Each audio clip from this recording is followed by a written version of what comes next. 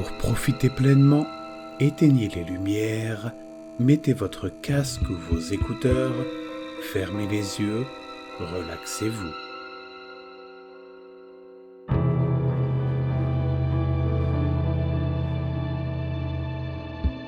3 heures du mat.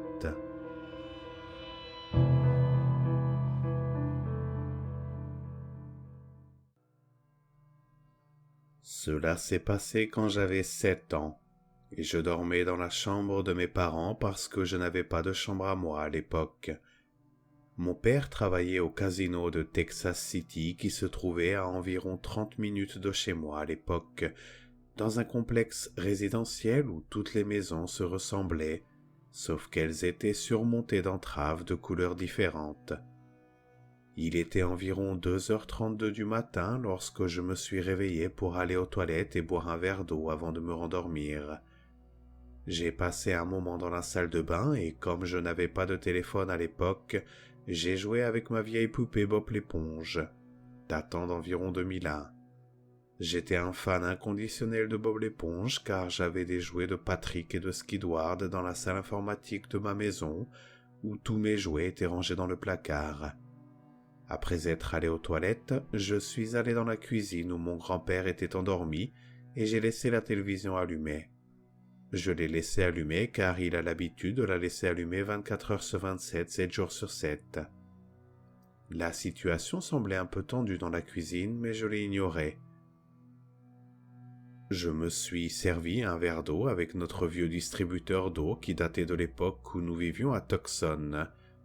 Je suis retourné dans la chambre de mes parents et je me suis allongé après avoir bu mon eau.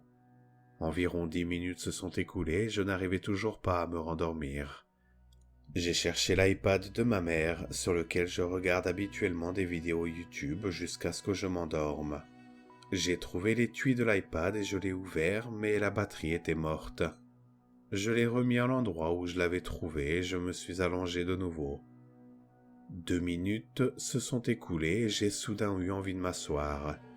J'ai suivi cette envie et je me suis assis, fixant le coin où se trouve la lampe de mes parents.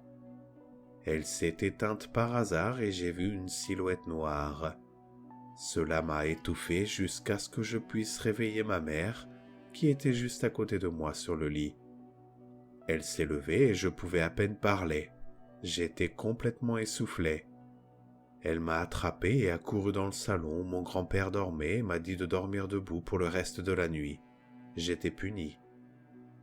Le lendemain, j'étais assis sur le canapé avec ma poupée Bob l'éponge et ma poupée Woody. Ma poupée Woody n'arrêtait pas de s'allumer, alors nous avons dû enlever les piles.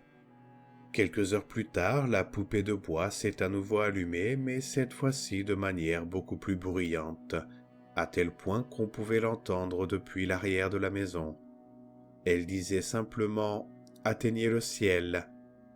Je l'ai saisie et j'ai vérifié les piles après qu'elle ait fini de dire la phrase.